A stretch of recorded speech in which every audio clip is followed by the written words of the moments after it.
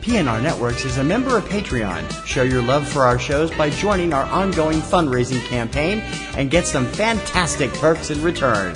Check it out and become a Patreon sponsor. You can sign up at patreon.com, patreon.com/PNR Networks. And thanks for your support.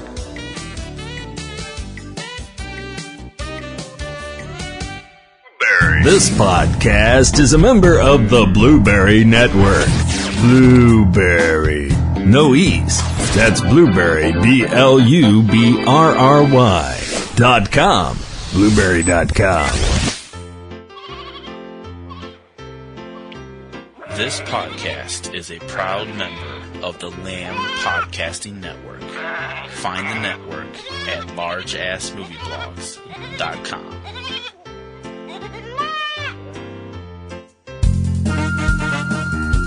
It's Kim versus TC in the battle of the lists. My list is better. My list is better. My list is better. No, it's not. My list is better. Kim or TC, who has the better list?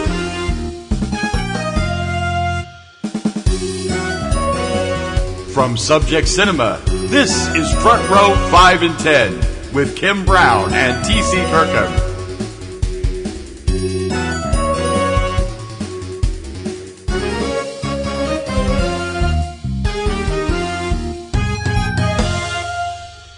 Welcome to another week here on Front Row 5 and 10, brought to you by the good people that bring you Subject Cinema. That would be me and him, the me being Kim Brown. And the him being TC Kirkham. Hello, folks! Hi. And it's another week of this crazy stuff. Yes, it is. We had the winner last week. Yes. For a topic idea. So if you're going to have a topic that you want to see us do a list for, write to us at frontrow@PNRNetworks.com or subjectcinema@PNRNetworks.com. This week we don't have a listener suggested list, but if you do, you get a prize and get your name on the website and on the show and everything else. But we do have a list, and it's one of mine. Yes, it is. You want to tell us about it, please? My list this week is our top 10 favorite fictional doctors. So these can be doctors from any form of media, books, television, comics, movies, whatever. I have to be honest, I stuck almost exclusively with television. Oh, okay. Because I found it easier to do for me. Okay. Okay. Most of mine are, some of mine are both, actually. Yeah, So yeah, some of mine, so. Since I came up with the list, you should go first. Television or just fictional favorite doctors? fictional doctors. My number 10, I mean, there's a whole bunch of them. I went through a list of a great deal of different ones, and I realized I can only do, I have to pick my 10 favorites. It was relatively easy, but I ended up dropping a bunch off, too. I didn't make a list, so I've forgotten. But you won't see the likes of, Dr. Kildare or Dr. Ben Casey or any of those, or any of the Grey's Anatomy people. My number 10 is the only coroner on the list. Okay. Coroners are doctors, too, and while there have been plenty of coroners over the last couple of decades on CSI and NCIS and stuff. True. I'm going back to the first one. First show to ever feature a coroner. You remember what it was? Probably Quincy? Dr. R. Quincy, M.D., from Quincy, M.E., Jack Klugman, living on his houseboat as an irascible coroner in Los Angeles County. Yep. Always, campaigning and for the rights of the people that were wronged by somebody that ended up on his slab. Because inevitably they were murdered. Well, not always. No, sometimes they were just something else going on. One time it had to do with an airplane crash. One time it had to do with a botched plastic surgery. It was an interesting show. And Jack Klugman was terrific in it. I liked him much better in that show than I've liked him in anything else. He was an expert in that show at Righteous Indignation. Yes, he was. Yeah. He was a great actor. He was. People don't give him enough credit. He was great on The Odd Couple and You Again and a couple of other shows too. But the opening was hysterical. Yeah, the whole... Welcome to the land of forensic medicine. Whip! And there go the cops, feigning, barfing, everything else.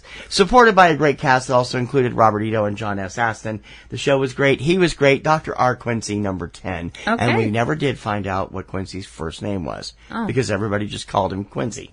True. But we did find out his first initial was R. I actually, taking a page out of your book, what you usually do, I have an honorable mention. Okay. Okay?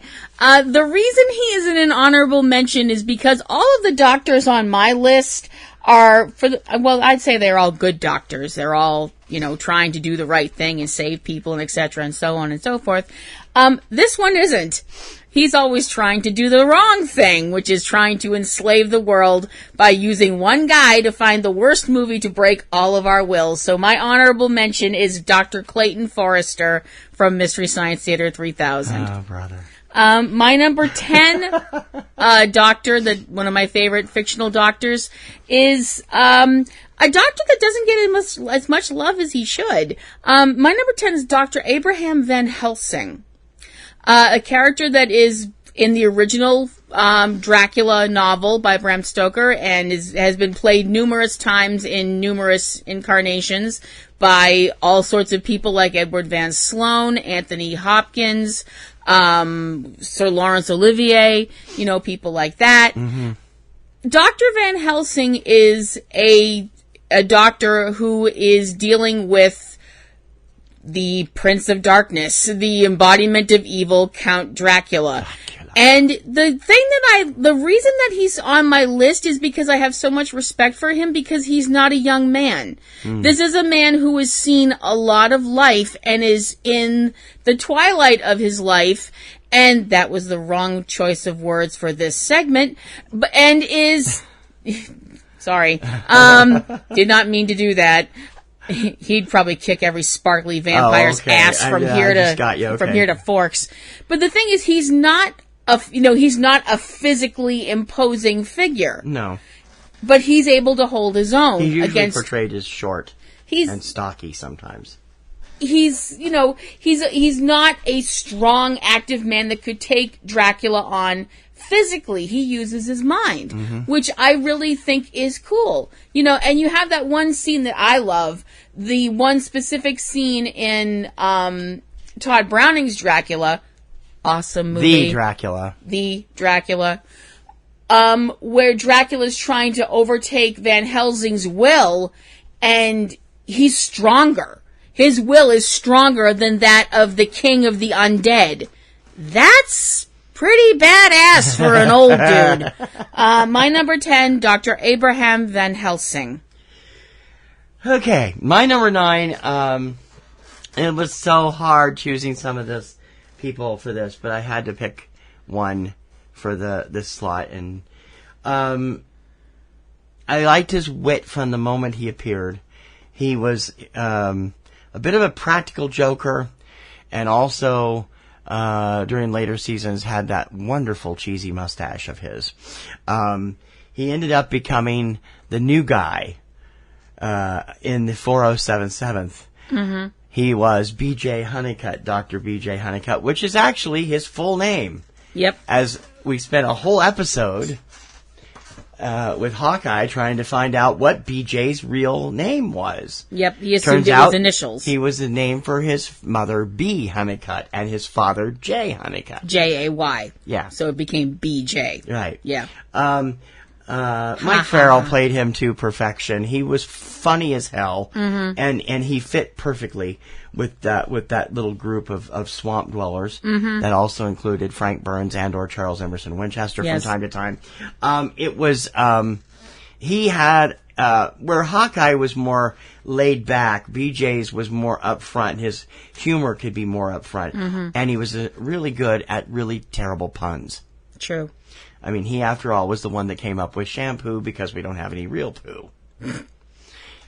God, it's a classic ever. Always. This is not the first time this is the first time, but not the last time we will visit the 4077th in this list. Number 9, Dr. B.J. Honeycutt from MASH. Okay. My number 9 is proof that just because someone calls you doctor, you shouldn't trust them with a scalpel because doctor might just be a nickname. And also, not everybody who's called doctor is human, but they might be a hell of a musician. My number 9 is Dr. Teeth from from The Muppet Show, specifically his band, the house band, the band, Dr. Teeth and the Electric Mayhem. Because, oh my gosh, could there be couldn't be Dr. Teeth and the Electric Boogaloo, because that was not until later. True. And shut up. I'm sorry, could there be any better name than the Electric Mayhem? I mean, that's just awesome. So 70s. It is. It's so 70s. Yeah. And Dr. Teeth was he's the keyboardist for the band. He's basically, obviously because of his name's in the title, he's the leader of the band. And he's hilarious. He is just this super funny character. He takes life very easy.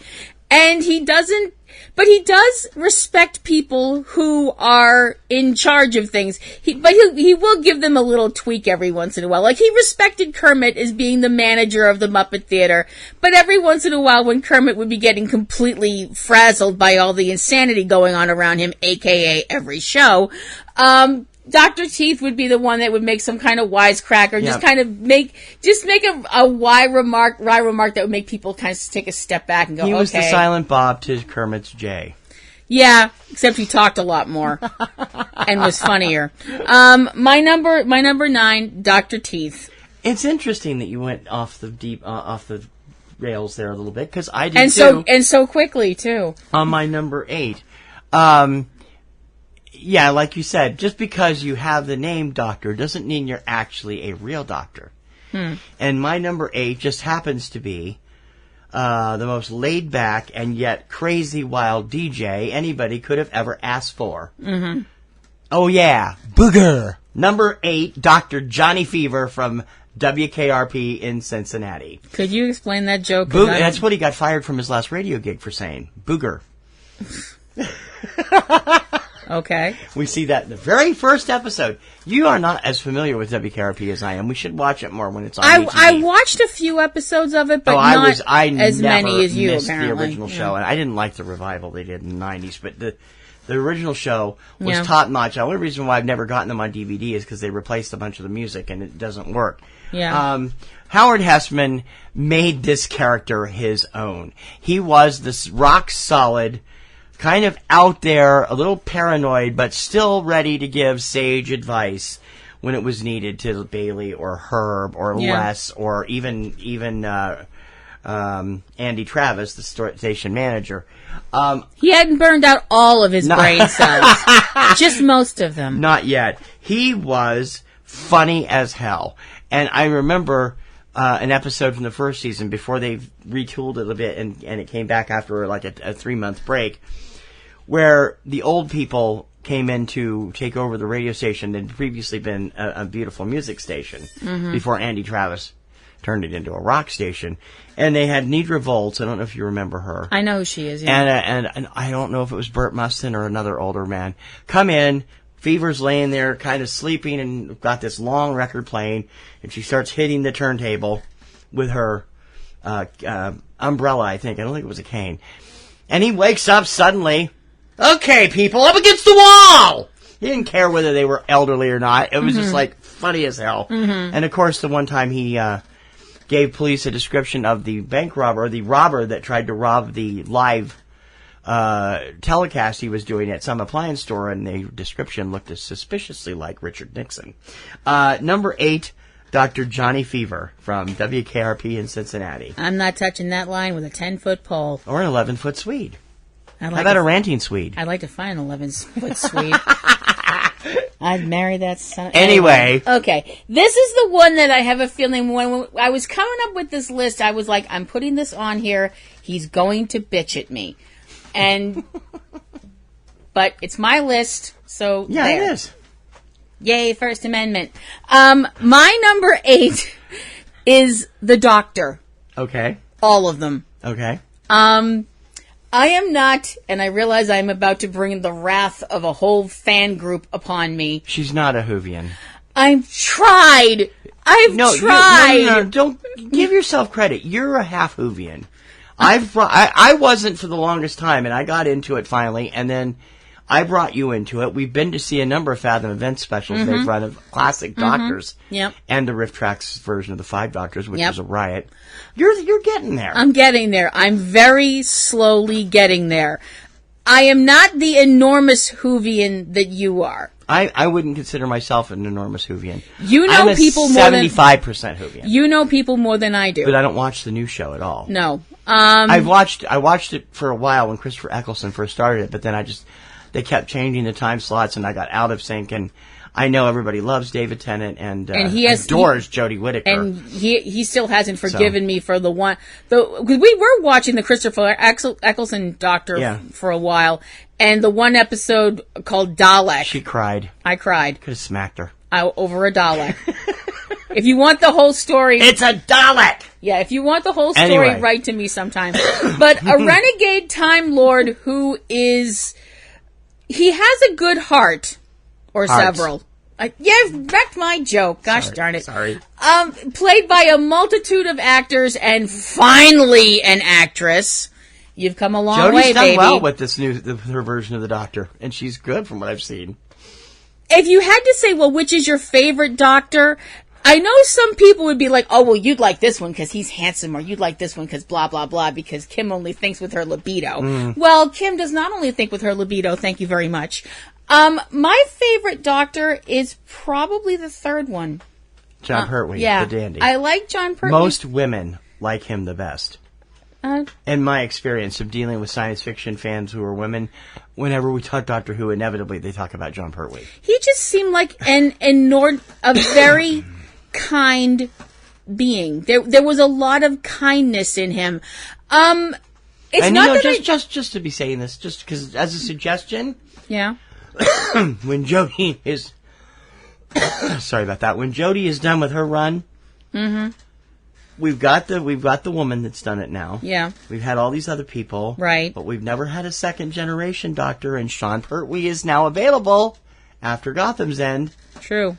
So make it happen. Up to you, BBC. Make it happen. Jodie deserves 5 or 6. Make it happen when Jodie's done. Yeah. Anyway, this character is weird. I mean, it is an extremely weird character. On some occasions, he seems like he's just doing this for the fun of things. Other times, he's doing it because whatever he's doing because everybody has to be saved from whatever. And sometimes he's an incredibly tragic character. And he's fascinating. And the more I get into it, the more I'm like, I got to go back and watch all of this. Well, we did. We watched all of them for a year when they ran them in order from An Unearthly Child through what they had that one year that New Hampshire station had it on. I have to be completely honest, and I know some people now are going to want to stone me. Tom Baker's Doctor scared the piss out of me. I'm sorry. I mean, he seemed like he was really nice, but he could be so cold and calculating, it was scary. See, what frightened me would be when he smiled. When he smiled, I would be like, "Oh, damn, something's gonna blow up." It's just. I'm sorry, I can't help it. I'm sorry. Wonderful smile. I'm sorry, Mr. Baker. About? No, I'm not saying that he doesn't have a lovely smile, and I'm sure he still has a lovely smile. It was just when he got that one smile. It was just that. If you showed me a clip, I'd go, "That's it." Yeah, he has one that's kind of. There's just that one smile where it's like. Makes you know that he's thinking behind the smile. It's like, oh Lord, hide. Things. Yeah, it's like, oh Lord, hide the breakables. It's that smile. So my number 8, the Doctor. Why did you think I would be mad at you? Well, I thought you'd scream at me that's a cop out and you haven't seen all of them. And no, you've seen enough of them. Okay, you have seen every one of them at least once, except maybe. Peter Capaldi. We've never really watched him, and Jodie. And I will actually admit that David Tennant is hot, and and apparently so are you because you can't say his name. Anyway, Matt Smith is kind of cute. There, I said it. Yes, now he's playing Charlie Manson. That's scary. He's way too tall for that role. Yeah. Number 7 on my list. Number 7. I got bored. Thank you, Jam Singers. I got bored. You know what happens when I get bored. Number 7, I'm sorry, please don't be angry, is the only female on this list. I've just had a real hard time thinking of women doctors I really respected and liked. Okay. And she's one of them.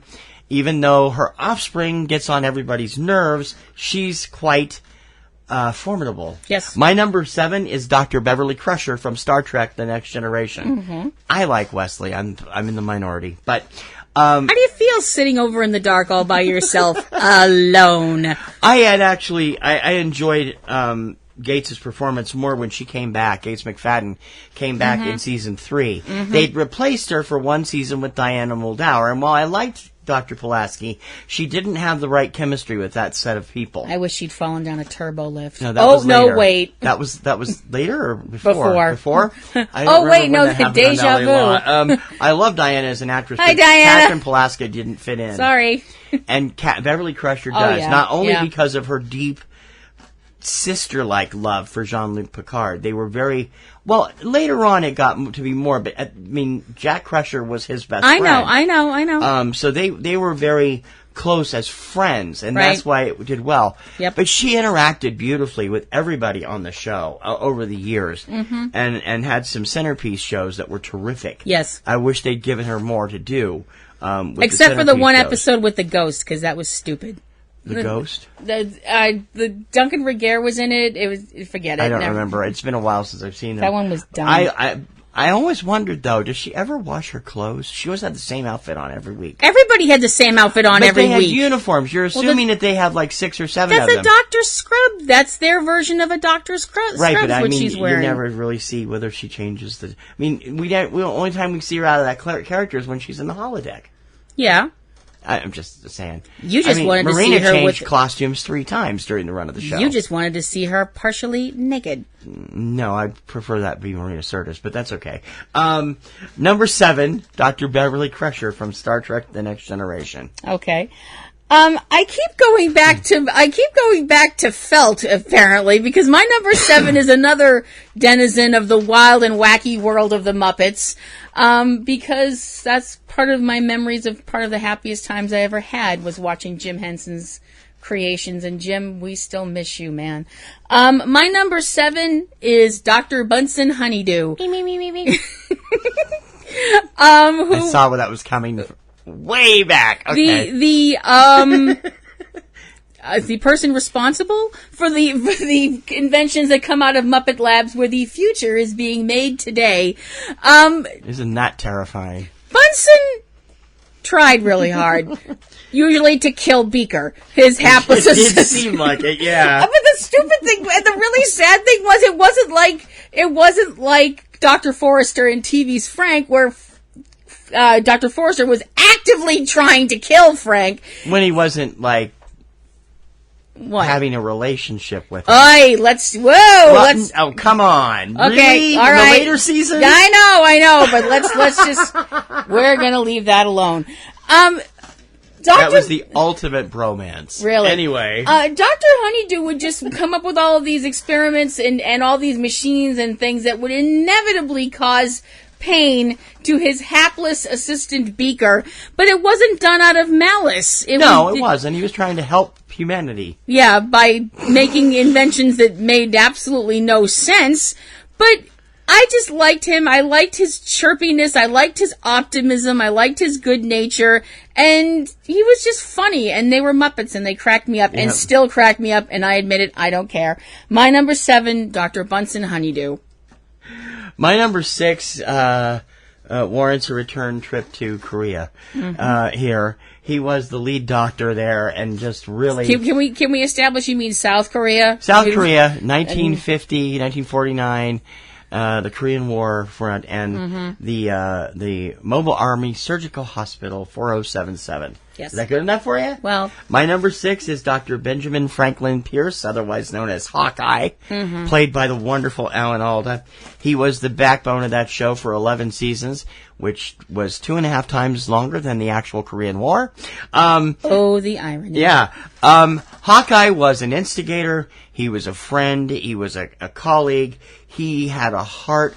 He also had annoying qualities, which is why he's at number 6 on my list. He could be whiny. He was somewhat of a hypochondriac at times.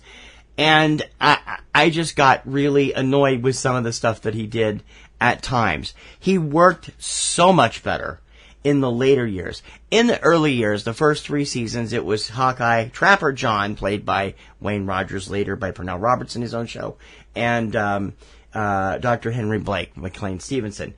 That team never gelled completely for me. He really caught on when he teamed up with B.J. Honeycutt against Major Frank Burns, a.k.a. Ferret Face, who's now the Chief Justice of the Supreme Court. And, no, I'm sorry. That was my fault. I will take full responsibility for that. Sorry, not sorry. I'm sorry, Mr. Justice Roberts. I'm terribly sorry. Hawkeye had a great bedside manner. He was great with the people that he had to deal with. It also showed the human side of medicine and the fact that Hawkeye was a raging alcoholic through most of the show. Considering where he was, there is no... Exactly. Yeah, I agree. You can't blame him for that. I agree. When he tried to give up booze, he found it very hard to do. And yet he still had compassion. He could tease Margaret to her deathbed. And yet when Margaret was upset over the death of a dog that had been running around the camp, the camp, he was the first one to offer a hug and kind words. Yeah. Because he did respect Margaret, which might come from the one-night stand they had in one episode. I don't know. I do like him. He was an excellent doctor and full of wit. I don't know that I'd actually want to go to him. I actually read years ago, there was a show called... a magazine out there called Video Review. It was out in the late 70s, early 80s, and was about the burgeoning home video market. They actually had a feature once on the Mary Tyler Moore Show, and they imagined that after Mary's show ended, she would go off and she ran into this older doctor who happened to come from Crabapple Cove, Maine. They hit it off and ended up becoming husband and wife. And I like the thought of Mary Richards and Hawkeye Pierce being man and wife. I don't know why, but I do. Number 7, Dr. Benjamin Franklin Pierce, a.k.a. Hawkeye, from MASH. Okay. We're not done yet from there either. My number 6 is someone you've already mentioned. My number 6 is also the only woman on my list, Dr. Beverly Crusher from Star Trek The Next Generation. I will admit to being a card-carrying member of the Let's Boot Wesley Crusher out of an airlock club. Sorry, Will. I don't hate It's you. not Will, it's the character. Will is a funny guy. I don't hate Will Wheaton. He's funny as hell. Wesley, I wanted to punch in the face with a brick. But Beverly... You have to admit, he did get better as the show went on. Except for the fact that he became Wesley the effing Invincible. We won't go into that.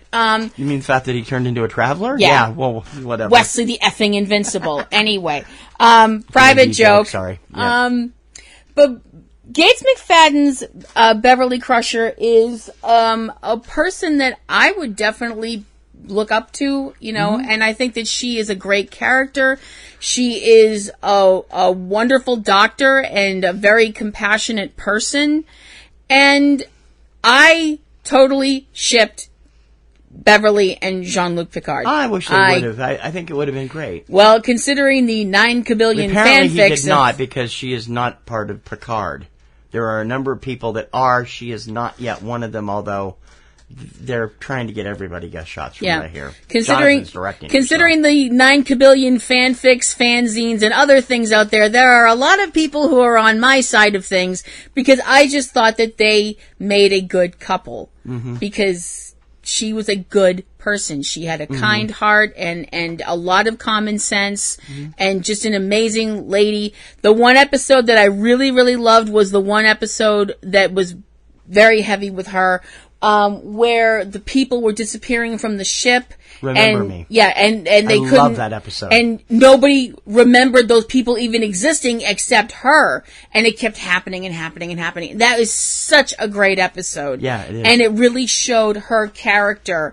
And I just adore her, and I think she's awesome. So my number 6, Dr. Beverly Crusher. And for those of you who don't know what I'm talking about, Picard is a new Star Trek spinoff premiering on CBS All Access in early 2020. Yep. If you haven't seen the trailer, go to YouTube. It's awesome. Okay, this is the one choice on my list I'm going to get stoned for. I'm sorry, but I was a huge fan of the show. I gotta go get some rocks. I'll be right back. I was a huge fan of the show. I found it funny and enlightening, and I found the gimmick they used at the end of the show interesting. I know he rubs people the wrong way. Especially because at the time it was on, I knew a few people that were from the fandom, my science fiction fandom, that were college age, and they absolutely loathed this show. Oh, it's so phony. That would never happen in real life. Well, no, probably not, but it's a television show. It's a fantasy. Mm-hmm. I mean, it's a sitcom, but could it happen? Sure. Could it happen this way? Not as perfectly. And it made Neil Patrick Harris a huge star. Number 5, Dr. Douglas Doogie Howser, MD, from Doogie Howser, MD. I had no idea where you were going. I adored this show. I never missed it for any of its 4 seasons, and I was disappointed that ABC canned it. They had teased a following a 5th season, which would take Doogie, who had actually resigned from his post, if I remember right, at the end of the show, and Vinny, played by Matt Casella, into their own little spin-off world tour, and they never did do it. And it's a shame because they were terrific together. They had great chemistry. Mm-hmm. He had excellent chemistry with Belinda Montgomery and James Sicking, who played his father, with Lawrence Pressman, who played his boss, and with all of the other actors that played doctor and nurse at the hospital he was at.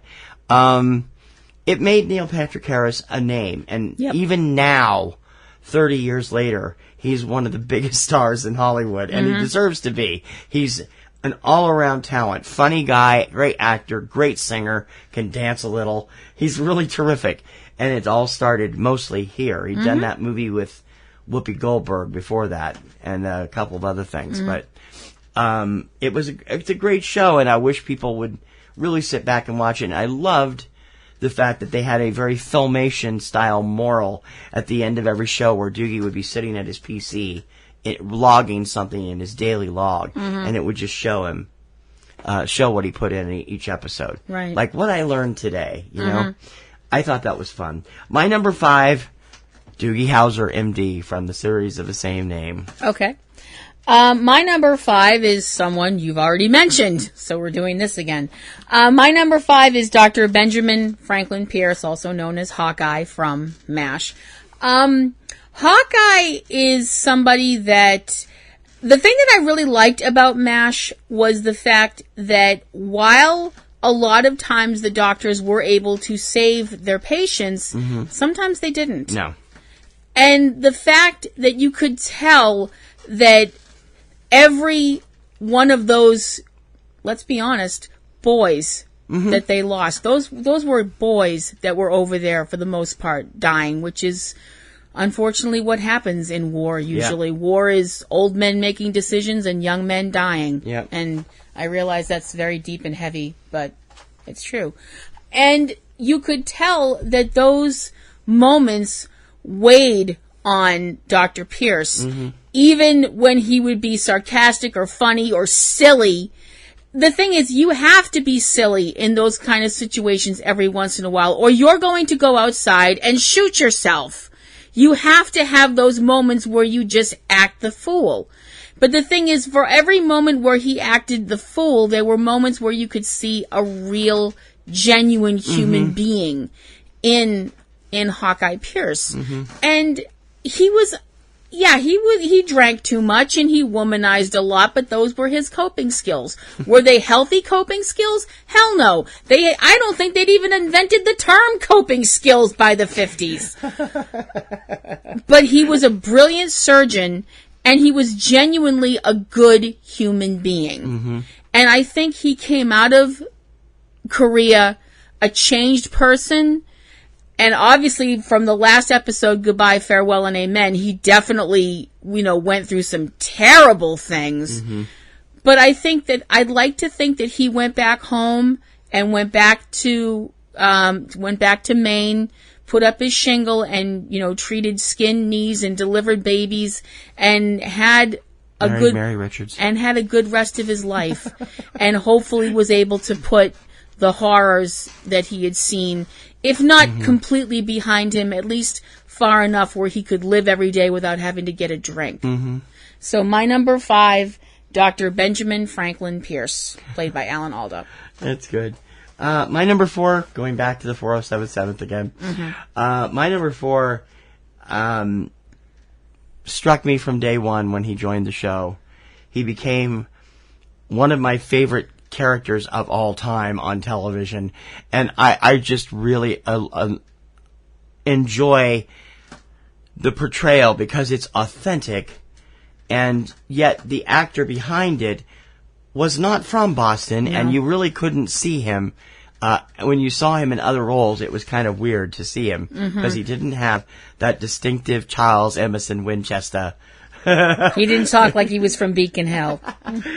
Dr. Charles Emerson Winchester from MASH, played by the wonderful David Ogden Stiers, who we lost recently. Yeah, we still miss you, David. I am so mad at myself that I didn't put this on my list. He was just an actor's actor, and I've loved him in everything I've ever seen him in, except possibly the pilot for Justice League. But I liked Major Winchester from the minute he came in because he was a real foil for Hawkeye and BJ. He was not putting up with the kind of bullcrap that Frank Burns put up with. Yeah. Well, Frank Burns was an idiot and deserved every bad thing that they did to him. Winchester was a smart cookie from day one and knew how to play their games, and he was hilarious at it. Yep. They had some begrudging respect for each other, and I would actually say they grew to become friends, casual friends, by the end of the series. The thing is, Burns was not only a lousy person, he was a bad doctor. He wasn't good at it. Yeah. Charles could be an ass. Charles was mortified, but he was a great doctor. When he wasn't paying attention and injected a patient with curare instead of what he was supposed to do. And he never forgave himself for that. Yeah. It was an amazing episode. Yeah. He also had a heart of gold that very few people saw. Father Mulcahy saw it occasionally when he would deliver food and packages to orphans in the area. And most notably when he worked with a stuttering soldier. And we couldn't figure out why he was so compassionate for this soldier until he got an audio recording from his sister Honoria, and she stuttered also. Yeah. And the smile on his face could have lit up Korea. I always will remember and have lived by this kind of credo partway most of my life since I first heard him. In his very first episode, he delivered that immortal line, "I do one thing at a time, I do it very well, and then I move on." Gentlemen. Yes. with that perfect accent. And he did. He actually captured an authentic Boston accent, not some of these caricatured ones that you hear when they try to do a Kennedy or whatever. That's an authentic accent. You put him in Beacon Hill, he's going to be right at home. Yeah, definitely. Number 4, Major Dr. Charles Emerson Winchester from MASH. The third. Yeah. Number 4 on my list is actually a doctor that got his start on the printed page, but the printed page of comics. My number 4 is Dr. Bruce Banner. The human, seen this coming. The human alter ego of the Incredible Hulk, played by multiple actors, from Bill Bixby to Edward Norton to Eric Bana. We're not going to talk about that. And now Mark Ruffalo. Mark Ruffalo, who is awesome as Dr. Banner. David Banner is one of those characters. Bruce Banner, if you're watching the TV series. If you're watching the 70s show. Actually, it's the other way around. Bruce, if you're watching the movies. Yeah. David, if you watch the show. Right, yeah. Because they didn't like the name Bruce. They didn't think it was... We're not going to go into that. It was the 70s and people It was the 70s and a ridiculous prejudice. It was the 70s and people were stupid. Yes. I know. We both lived through it. Yep. We were there. We can attest. Dr. Banner, now there's always characters that you always talk about, like, oh, I'd like to go out to have a beer with this character, or I'd like to smack this character in the face or whatever. Dr. Banner is one character that I would like to give a big, squishy hug. Because I feel so bad for him. Now, you're talking pre-Hulk Bruce or current Bruce Hulk? Any of them. Don't care. Because spoiler alert, if you haven't seen Avengers Endgame, you should be smacked. Bruce has got it under control and is now Hulk all the time with Bruce's head. Yeah, Professor Hulk. Which is great. Works great. But I think, he's a genuinely good person. He's a genuinely good person that life has dealt some absolutely terrible cards. If you go by the comics and the films and such, he's from an extremely abusive childhood. His father murdered his mother. and all these terrible things that happened to him even before the gamma radiation that turned him into the Hulk. Mm-hmm. And the thing is, he's this person that has all of this baggage, and he has his moments where he can be very cynical and stuff like that. But he also has these moments where he's just very kind. He's just a very kind man.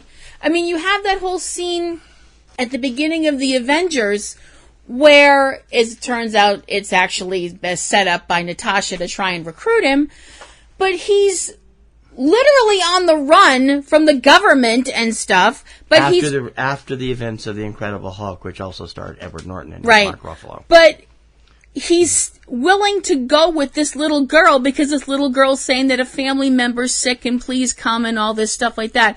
Before he is anything else, before he is the Hulk, before he is a fugitive, he is a doctor. Yeah. And doctors heal people. Mm-hmm. And I'm just like, oh. It's just, yes, I know, and I know that some people are going, are you calling Dr. David Banner or Bruce Banner or whatever, are you saying he's a woobie? Yes, she's exactly what she's saying. Yes, I am. I don't care. Don't judge me. And the fact that Mark Ruffalo is stupidly attractive doesn't hurt.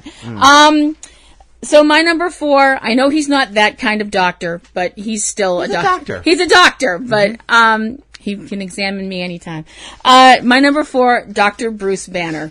My number and 3, I'd hug the Hulk I'm thinking too. She's going to think that this is higher, but it's not. My number 3 is, I think, my favorite cantankerous doctor. They've been playing all over the place. You find cantankery throughout the ages in certain doctors, but this guy has it down to a science. He's also a very learned person, a very suave Southern gentleman, and often ends up the backbone of the team of Kirk and Spock. He is Dr. Leonard McCoy from Star Trek, played by DeForest Kelley in the original show, Carl Urban in the J.J. Abrams movies, who was channeling DeForest Kelley. He is a great person. Although he's not. He admits he's a flawed guy. He likes getting drunk. He goes out there and does things. He, tries to keep his eye on his friends. He's been friends with Kirk and Scotty for years. Yeah. And sometimes the way he talks to Spock, it really, you're like, this was that's kind of not cool. Now I'm surprised it hasn't been canceled because of all of Dr. McCoy's comments about, you green-blooded inhuman Vulcan, blah, blah, blah, It was designed to be a button pusher that Gene had used as an allegory for all the stuff in the South. Mm-hmm. And it worked. And yet he, begrudgingly likes Spock, always has. He just doesn't know how to show it. Because he's not used to it. At least that's the theory that I came up with. Mm-hmm. He's a little bit more cantankerous as a younger man, the way Carl Urban plays him. Although the two of them, I swear, I think DeForest is looking down on Carl and just grinning like a crazy man when he sees Carl play that role. Because Carl is so good at channeling it. Mm-hmm. But putting his own spin on it at the same time. Yeah, the only thing I never bought from McCoy was all the crap that happened in Star Trek V. Where he's confessing about how he euthanized his father and in 6 months a cure for this dread disease was found. I just didn't feel like that belonged in the character. A lot of fans didn't feel like that belonged in the character. A lot of fans would like to just take Star Trek V and scissor around it and we do. Toss that in the trash. It never happened. Although Uhura's fan dance is pretty cool. Anyway, well, men. Number 3, Dr. Leonard Bones McCoy from the Star Trek franchise. Okay. Number 3 on my list, again, going back to the comics, but more the big screen, because, wow. My number 3 is Dr. Stephen Strange. Right. He is a doctor, isn't he? Yes. Dr. Stephen Strange, played in the Marvel movie universe by Benedict Cumberbatch. Did it get warm in here?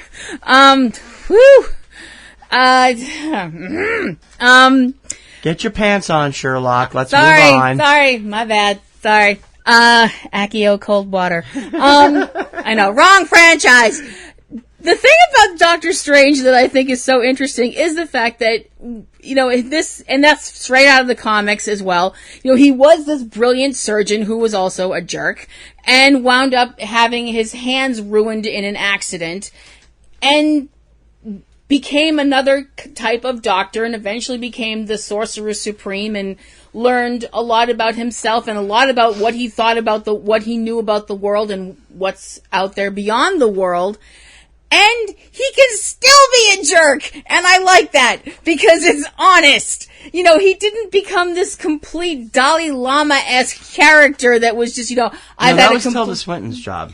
I had a complete turnaround, and now I'm all sweetness, light, rainbows, and kittens. He can still be sarcastic. He can still... And it's used to great effect at Avengers Infinity War. Yeah. With Tony Stark as his nemesis. He could still be a wise ass, and I love that about him. And the fact that any character that physically they actually admitted was based, physically his look is based off of Vincent Price. His middle name is Vincent. Yeah. Why they never asked him to play Doctor Strange, I don't know. Because why? I think he was too old when the character really first took off in the mid-60s. Yeah, Vincent was already in his late 50s, early 60s at that time, and just never really jumped into it. But he would have been, that voice coming out of that would have been awesome. Oh, that would have been nuts. We're both huge Vincent Price fans, if you guys haven't figured that out yet. Steven is just, not for nothing, and I realize this is total fangirl stuff. I don't care. He's just cool. Mm-hmm. He just does the coolest stuff. He can do magic. He has a sentient cloak of levitation. She loves the cloak. If she could have the cloak, she would take it. A night with Stephen Strange or the cloak? That's a tough one. But I just think he's awesome. And he's just, I love... So does he, actually. Yeah, if you don't believe me, ask him. Well, he's got a little more humility now. But not much, but enough that makes him palatable. My number 3... Benedict, if you're out there, call me. We love your portrayal. Really? My number 3, Dr. Stephen Strange. I actually forgot completely about him. I'm sorry. I didn't even think of him. The fact that Dr. McCoy's an only number 3 on your list is completely freaking me out. My number 2 is the last time we're going to visit MASH here. And it is the top dog. The man who has all the power, the sage, wisdom, and for some reason finds horse poo delightful. My number 2, Dr. Sherman Potter, Colonel Sherman Potter from MASH, played by Harry Morgan. You mean because he was always yelling horse hockey and all that stuff? He actually slipped in it when Radar gave him the horse that one day, and she pooped in the. And Radar was like, "Oh, I'm so sorry." He's like, "Me, that's a walk in the tulips." No, this is something he's used to. Sherman Potter was, I think, more human than any of the doctors at MASH. He had lived through World War I and World War II. Yeah. We saw this in a number of episodes. He was a funny as hell commanding officer because, well, the man put up with Klinger, for one thing. Yeah. Henry just kind of, let Klinger do whatever he wanted to. Potter was not going to be so soft, although he was. But he acted like he wasn't. Yeah. Potter is the type of commanding officer that the Army needs more of, someone that cares about the people in charge. He's in charge of. Yeah. I honestly think he loved the entire group of them, even Winchester, who drove him crazy. There were he would have taken 10 Winchesters over one Frank Barnes. Oh yeah, he was. I could go through MASH and find moments that are just sparkling to me because I'd been a Harry Morgan fan since he was on Dragnet. I'd watched him and everything he did in the 70s. I just thought the man was great for an older actor. Mm-hmm. And he actually played a kind of bonkers general in an earlier episode of MASH. When they brought him in as Blake's replacement, I was so happy. I just was glad to see him on weekly TV again. Mm-hmm. And he turned out to be one of the best additions because he had great chemistry with BJ and Hawkeye and even with Frank too. and Hot Lips and Charles Emerson Winchester, and even, the lesser characters like Father Mulcahy, Klinger, Igor, and Nurse Kelly, and all those. He was just an all-around guy. I will never forget, though, one of the shows they did. I've forgotten the title of it. It's an episode where Radar is DJing all night long to keep everybody during this really long operating session for like 2-day operating session. And he makes a confession to Hawkeye, I think it might have been BJ, where he talks about his love for Doris Day and how he has seen every movie that she'd ever had out alone. He's never told his wife about that fascination. And it only just dawned on me, that sweet sentiment, and it brings a smile to your face when he's talking about it and why he loves the song Sentimental Journey, which is played several times over the course of the show. Most of Doris Day's hits came after the Korean War, not before. He wouldn't have seen that many that she was in the 40s and early 50s. Right. So I thought they really botched their continuity, which I only just realized since I made this list. But other than that, Sherm Potter was terrific, and I'm sure Harry wishes he'd never done Aftermath, which was just a terrible show. Yeah. And dumb idea. Yeah, but he, as a character, he could easily stand in his own show, and I wish they'd done that more with just giving him his show, like back in wherever it was, Kansas or Missouri, with his own practice rather than bring everybody else in. Would have been a lot better show. Number 2, Colonel Sherman Potter from MASH. Okay. We're back to the comics again for my number 2. Although my love for this character really blossomed from a turn on the big screen, which is probably going to piss a lot of people off. I don't care. My number 2 is Dr. Hank McCoy, a.k.a. Beast. One of the original X-Men. X-Men fans, she's about to tell you how much she loved Kelsey Grammer in this part, so if you hated The Last Stand, plug your ears for a few minutes. Although some people have said that he was the only good thing about that movie. Yeah, he was. Really. Truthfully, yeah, he was. There were some other parts that I liked, but what I was there for was Kelsey as Beast, because he was perfect as Beast. Beast was one of the original X-Men, and started out life as this young man that was a mutant, but he wasn't blue and furry. He was just very athletic and had large hands and feet, and you know what they say about guys with big feet. They do. They wear big shoes. And eventually, he, trying to cure his mutant genes, wound up testing his experiment on himself, because that always works, and Nicholas Hoult became the blue furry beast. He was gray for a while. He's been part of the X-Men. He's been part of the Defenders. He was in the Avengers too. Avengers, and he is terrific. The thing I love about Beast is his optimism and his kindness, his sense of humor, his friendship in the comics, and especially in fic with Iceman Bobby Drake. He's just the thing is, he's really, really smart, and he doesn't act like he's smarter than everybody else in the room. He treats everybody with compassion and kindness, and doesn't lord it over everybody that he's that damn smart. Yeah. And now if they could just forget the X-Men cameo in Deadpool 2 and remember that his Beast would be around, that would be a fun Deadpool movie. And Kelsey said he'd love to play the character again. I loved him in the X-Men series that Fox ran in the 90s. I loved him on X-Men Evolution. He's one of my favorite X-Men, and I might have a thing for big furry men because Vincent from Beauty and the Beast. I don't know. Don't kink shame.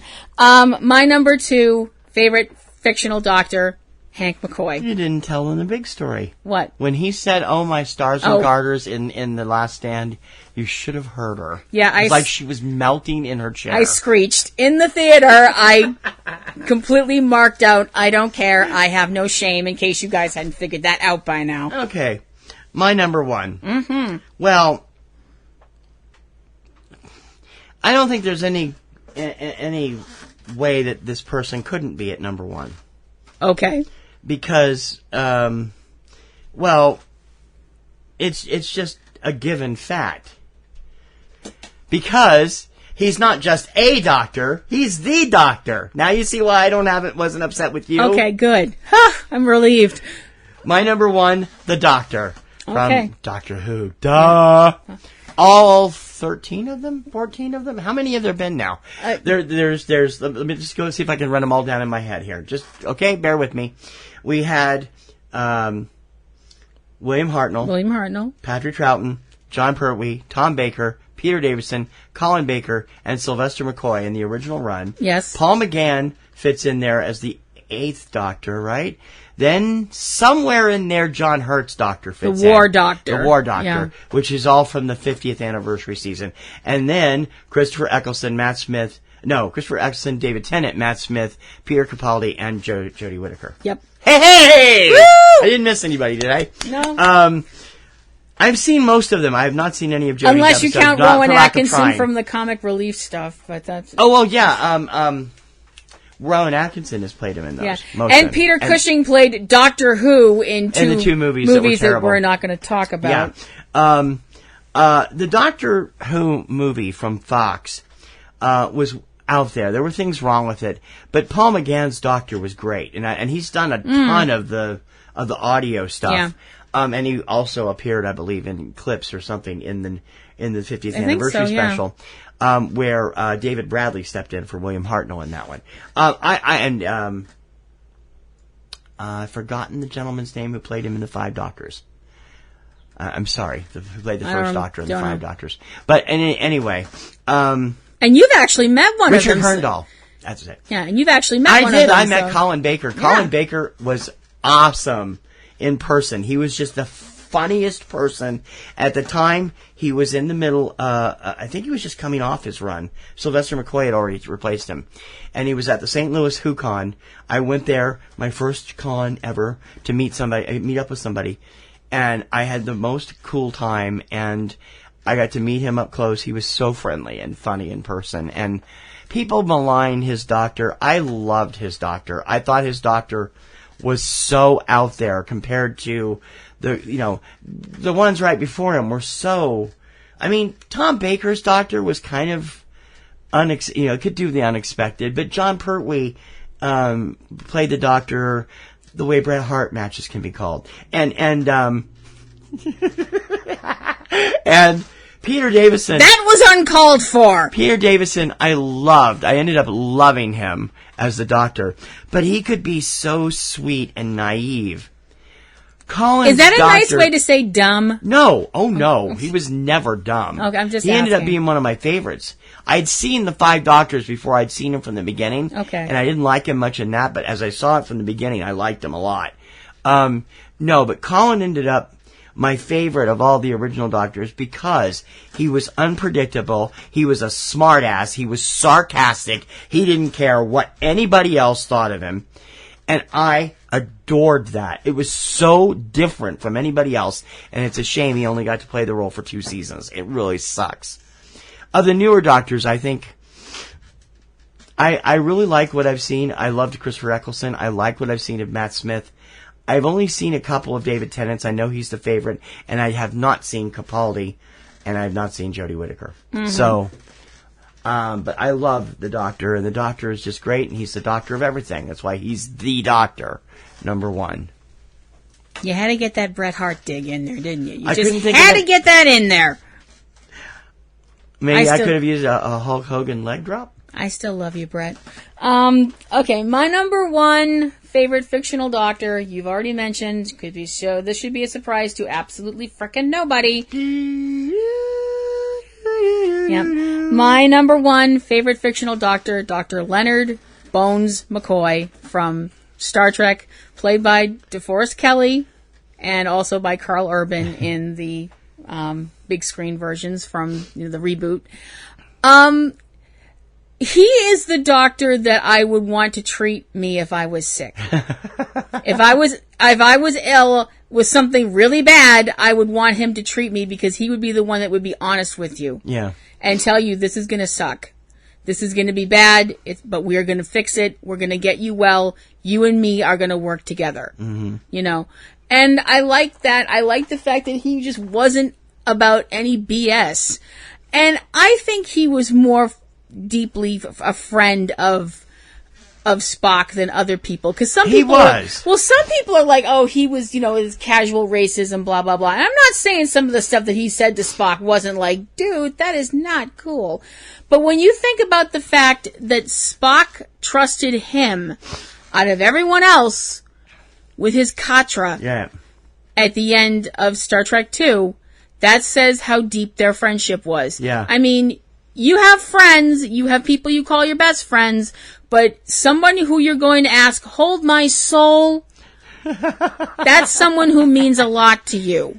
Yeah. And I just think that he's terrific. And I loved DeForest Kelley. I grew up watching Star Trek reruns and stuff, and so he was my Dr. McCoy until the J.J. Abrams movies came out, and I was like, well, I like Carl Urban anyway. I know him from other stuff, and oh my gosh, he's channeling DeForest Kelley. He is. He really Except is. for one big difference, I didn't want to sleep with DeForest Kelley. DeForest Kelley was older. He was in his 40s probably. Yeah, I'm sorry. He was older than both Leonard and Bill when the show started. I know, but I'm sorry. Carl Urban's Dr. McCoy. I'm like, oh, doctor, I am in pain. Could you please examine me? And he has the best chemistry with Chris Pine. Oh, I know. It's just amazing. They really do. They have the best chemistry. They're so awesome. And the thing he is, didn't give him much to do in the third one, which I feel bad about.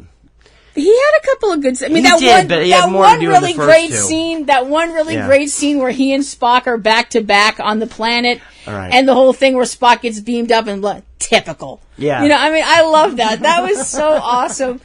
I just think he's for the fact that he just says that he's just an old country doctor and all that stuff like that. He's one of the best doctors. He is. And so that's why Dr. Leonard McCoy is my number one favorite fictional doctor. I have to interject that I know a lot about DeForest Kelley's offset from reading B.J. Trimble's biography, where she talks and her so book, glowingly. on the Good Ship Enterprise. Where she had become really good friends with him, and he was just a very kind actor. Yes. And how he ended up in Night of the Lepus, I will never know. How did Janet Leigh end up in Night of the Lepus? She worked with Hitchcock, for crying out loud. My favorite stuff with him was from the movies. Star Trek II, Star Trek III, Star Trek IV, that trilogy. He and Bill and Leonard were back to old form after what was the next the Pastel movie. Yeah, but he has the best lines in the Motionless Picture. He does. He does. But he the whole thing when they get him off the transporter and he's just ranting from the word go. In short, Captain, I was drafted. And they drafted me. No. And then it's like, then that light in his eyes when he realized it was Kirk's doing, and he's just like, I'm gonna smack the crap out of you. But that's still his friend, and he's just awesome. All right, okay. Let's recap. My top 10, Dr. Quincy from Quincy M.E., number 9, Dr. B.J. Honeycutt from MASH, number 8, Dr. Johnny Fever from WKRP, number 7, Dr. Beverly Crusher, Star Trek The Next Generation, number 6, Hawkeye Pierce from MASH, number 5, Doogie Howser, M.D., number 4, Charles Emerson Winchester III from MASH, number 3, Dr. Leonard McCoy from Star Trek, number 2, Colonel Dr. Sherman Potter from MASH, and number 1, the Doctor, not just a Doctor, the Doctor from Doctor Who. Okay. My honorable mention goes to Dr. Clayton Forrester. And my top 10 list is thus: number 10, Dr. Abraham Van Helsing. Number 9, Dr. Teeth. Number 8, The Doctor. Number 7, Dr. Bunsen Honeydew. Number 6, Dr. Beverly Crusher. Number 5, Dr. Benjamin Franklin Pierce. Number 4, Dr. Bruce Banner. Number 3, Dr. Stephen Strange. Number 2, Dr. Hank McCoy. And number 1, Dr. Leonard McCoy. Yeah. Yay! Sounds like a hospital gone Hey, terribly we never wrong, even paging all these doctors. Is it possible if they're related somewhere in time? They actually did that. There was a comic that came out. It was I don't know how. I actually don't own the comic, but I know about it.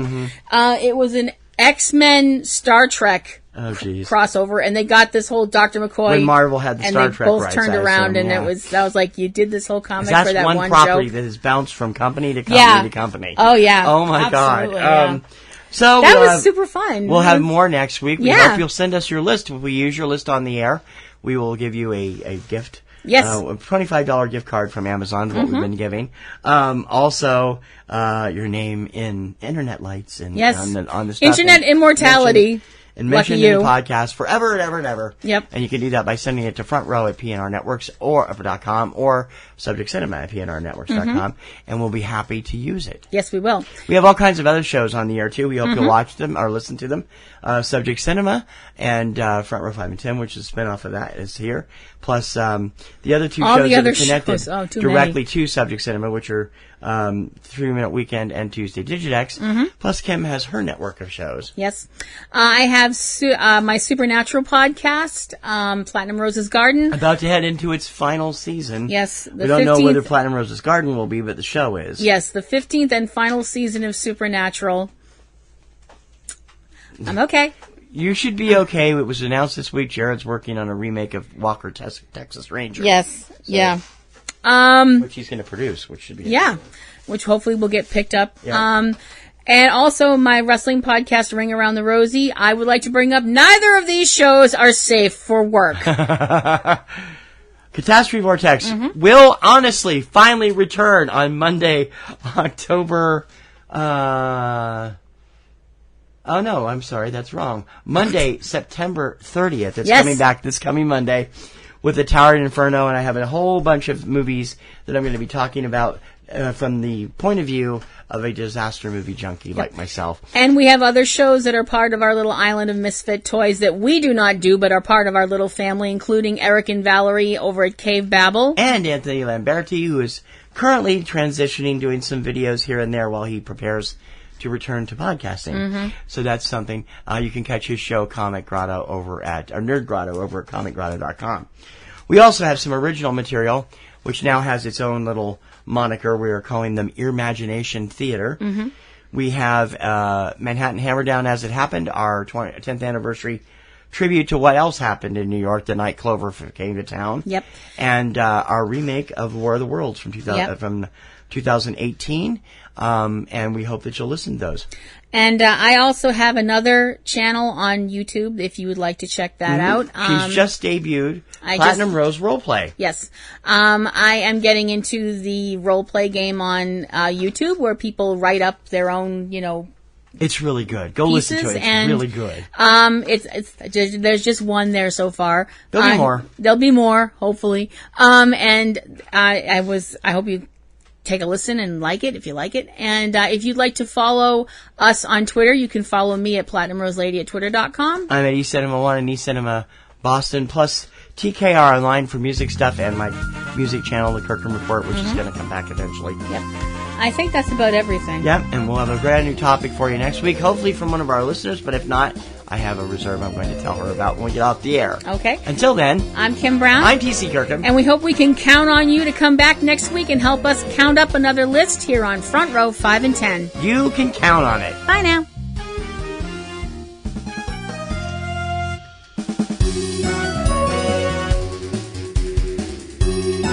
You've been listening to Front Row 5 and 10 with Kim Brown and TC Kirkham.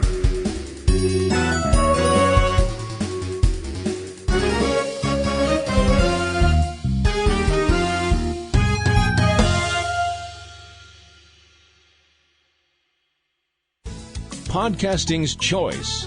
From coast to coast, continent to continent, right here 24/7.